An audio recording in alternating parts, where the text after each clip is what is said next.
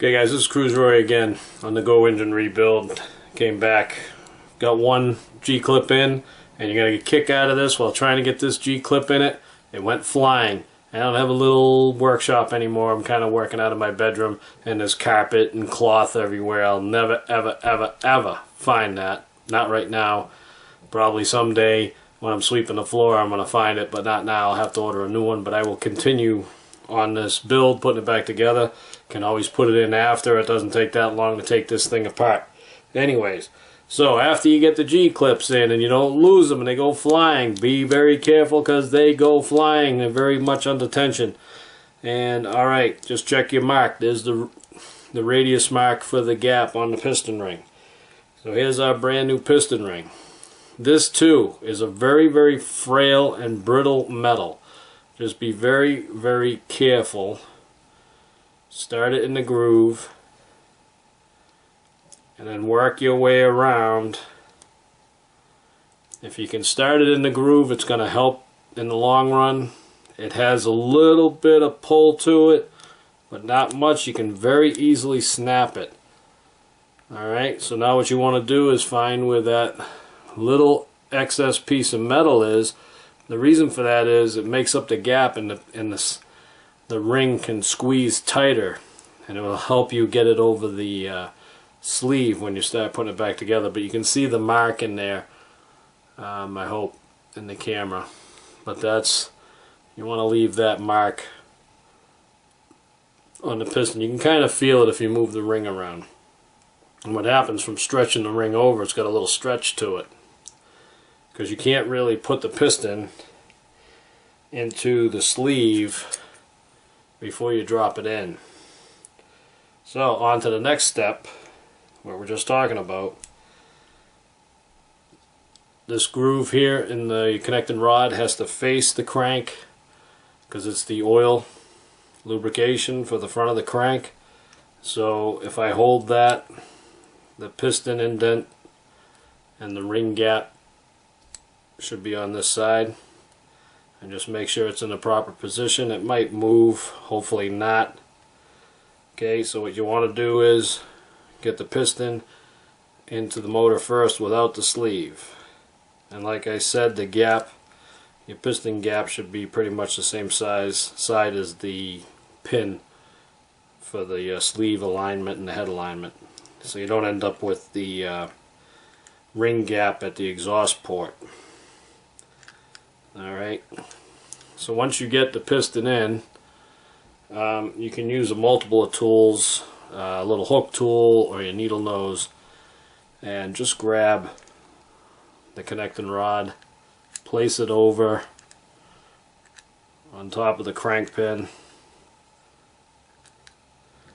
move it around where you have to, it'll fall into place. Sometimes it's better up top. I did an OS motor, it was better at the bottom, but okay, towards the top, towards the top it's easier if you bring it up towards the top to drop that piston in. I just want to lift the piston and check the ring, the pin and the ring gap. Make sure it's in the right position, because next we're going to try to get the sleeve on. We're going to drop the piston down. We know that the exhaust port looks like this. If you look at the whole sleeve, there's two ports that are close together with one thin line between them. That's the exhaust port. Plus you have the pin guide to guide you anyways. So try to get it down in there. Should drop easy. Just make sure you're lined up. And now you can try to gently put pressure on the crank and push down on the sleeve. And if the ring is in the proper location with the gap, the spring will compress, because the sleeve has a tapered edge, so it will gently slide itself. Let me hold the sleeve here, right where it belongs. Okay, there it is. The ring's on the piston's in, sleeve's in. Alright, the groove I was talking about, facing the crank, not facing this way, because it won't do you any good to splash oil at the cover. It's going to splash oil towards the crank. and the crank bearing. Alright, so and don't let that happen, because you can accidentally have an issue. But make sure your pin alignment's there. Alright, so the next thing I would do is your piston shim on top of the sleeve. Whichever head you choose, the T10, the Rotostar, or the Go Engine head, put it on, put the name facing forward if you want. It has 2 pin guides, so it can go either way, this way or this way. It can go 180 degrees.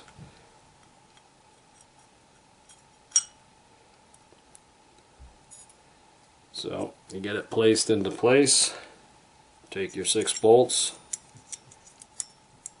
call them hex nuts, hex screws, whatever you want to call them.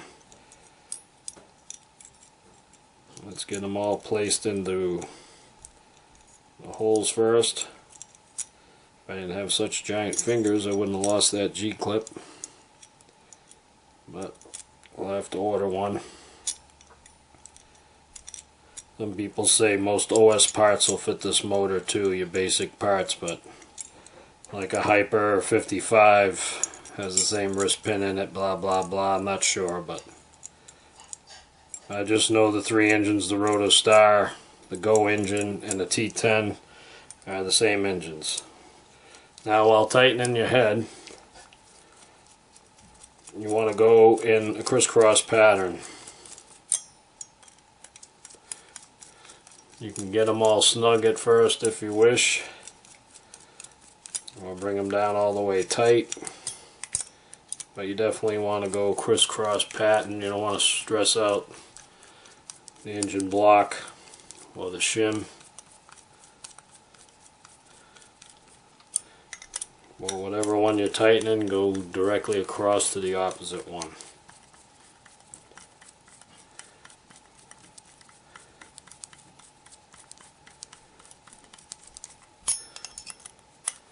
And I watched the guy using a drill. I wouldn't recommend a power tool on these, because these Asian grade type screws and bolts are not as strong as they seem.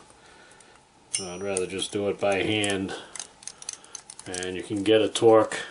You can kind of torque them down and get the idea how tight they should be.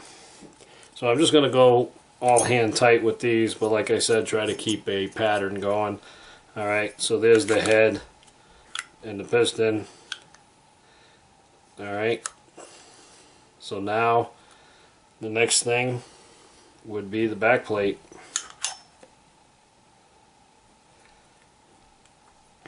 Now if you wanted to put on any type of fan or whatever motor you're using, or whatever helicopter you want to put it in, you would either use a crank stopper to stop the crank while you tighten up the give me a second here. You have your, your drive wheel, and like I said, right now I can put the pin in here for you to show you. The pin goes into the there's a little tiny hole.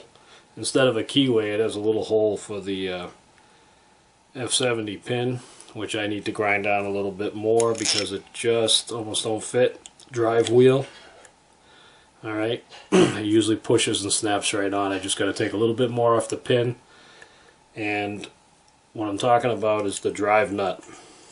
Alright, you can either use what I've been using, which people frown upon, is a piston holder through the top of the head to hold the piston. It goes right into the glow or spark plug hole, and it'll hold the piston while you tighten up the prop nut. Or you can get a crank tool, which will hold the crank and take care of that issue for you while you put your fan on, or if you're going to run it in a plane. But these motors are technically designed for helicopter use, from a 30 to a 50 size. I've been hearing good luck with all of these. They've been using them in Raptors, Trexes. I'm building a Chaos right now, which is a Trex clone.